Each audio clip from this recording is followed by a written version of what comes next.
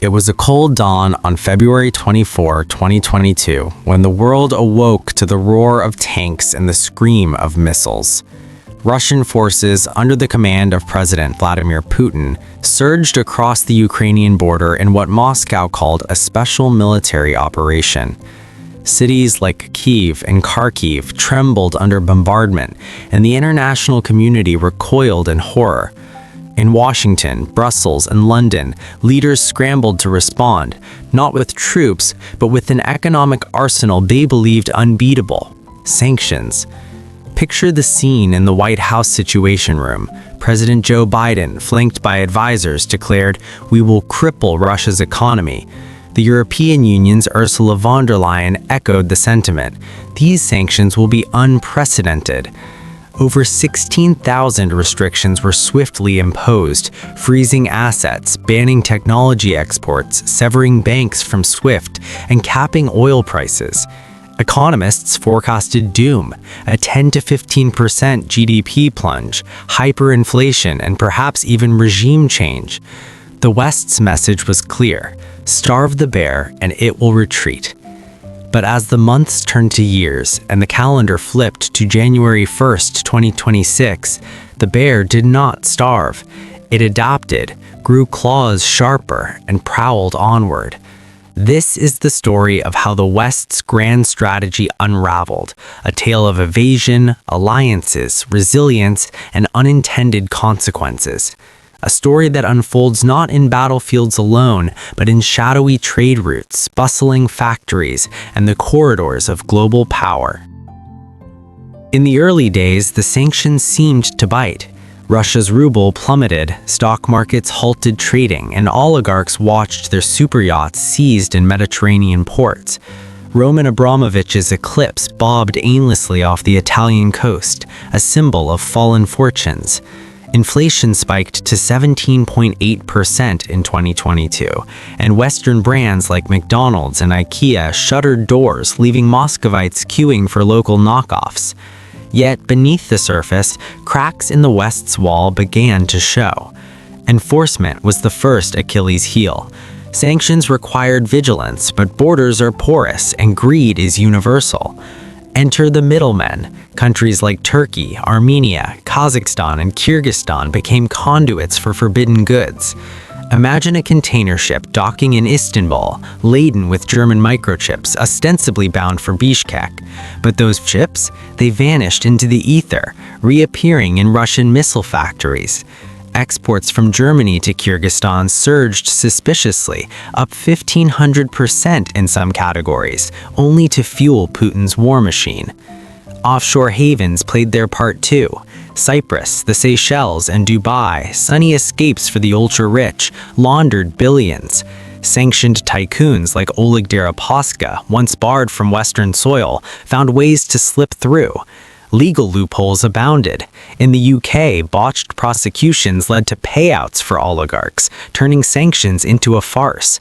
Even the US Department of Defense, irony of ironies, continued buying Russian oil derivatives for its operations. The G7's oil price cap, set at $60 per barrel in December 2022 and tightened to $47 by 2025, aimed to starve Russia's coffers while keeping global energy flowing. But a shadow fleet emerged, hundreds of aging tankers, uninsured and untraceable, ferrying crude above the cap to eager buyers. Greek shipping magnates, once allies of the West, turned a blind eye, pocketing profits as oil flowed unabated. In boardrooms across Europe, executives whispered doubts. Companies prioritized bottom lines over geopolitics, exporting dual-use tech under flimsy pretexts. As one anonymous trader confided in a leaked memo, sanctions are paper tigers, easy to roar, hard to enforce. By mid-2023, Russia's access to Western electronics had rebounded to pre-war levels, powering drones and hypersonic missiles that ranged down on Ukrainian soil. The West's fatal miscalculation was assuming the world would follow.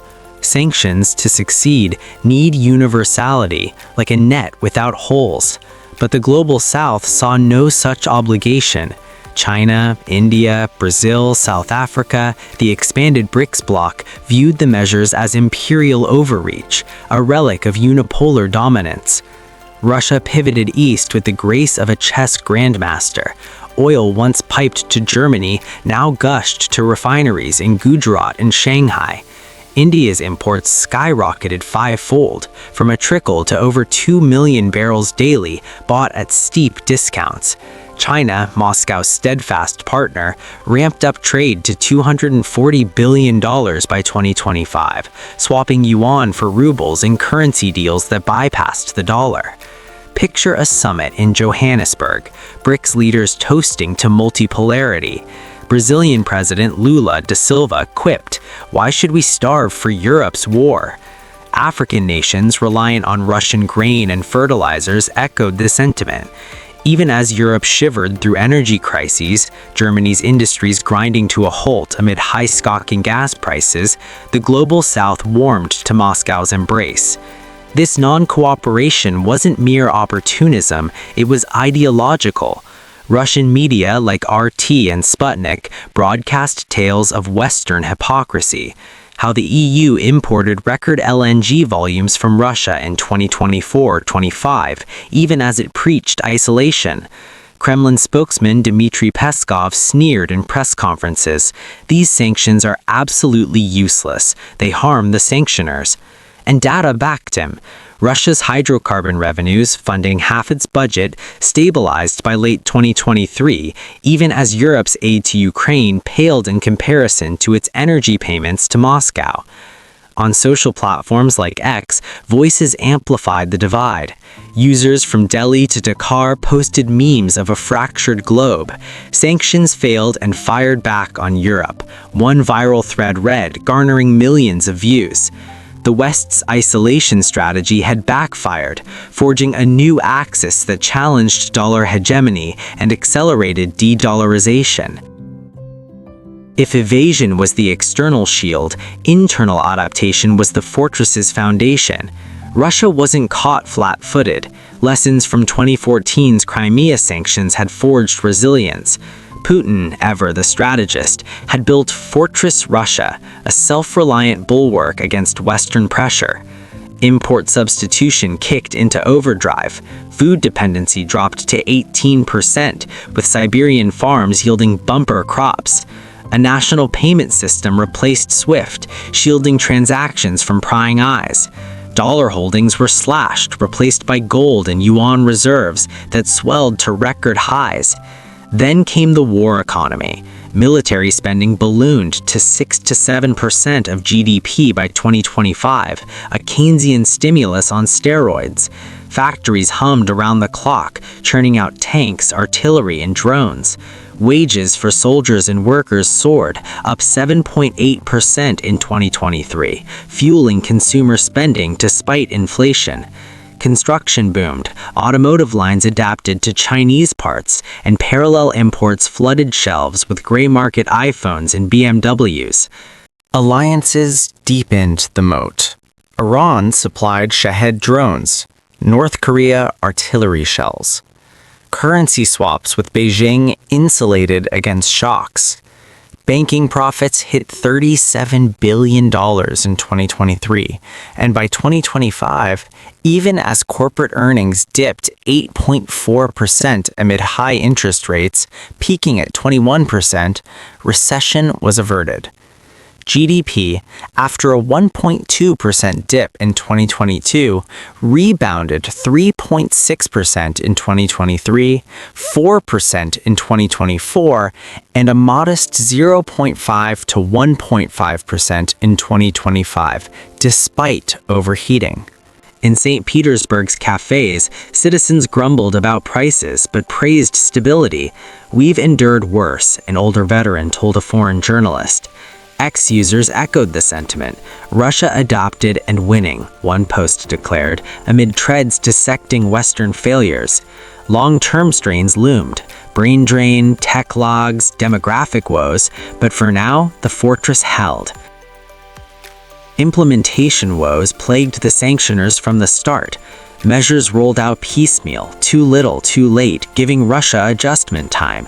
Initial exemptions, like Germany's for Gazprom Bank, prioritized energy security over pain.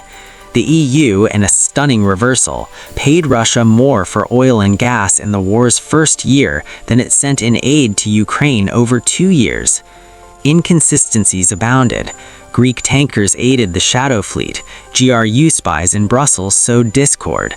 New U.S. sanctions on Rosneft and Lukoil in October 2025, following stalled peace talks, aimed to tighten the nose, but their impact was muted by Russia's war footing.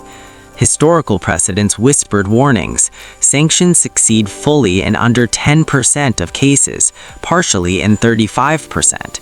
They often breed self-reliance, as in Cuba or Iran.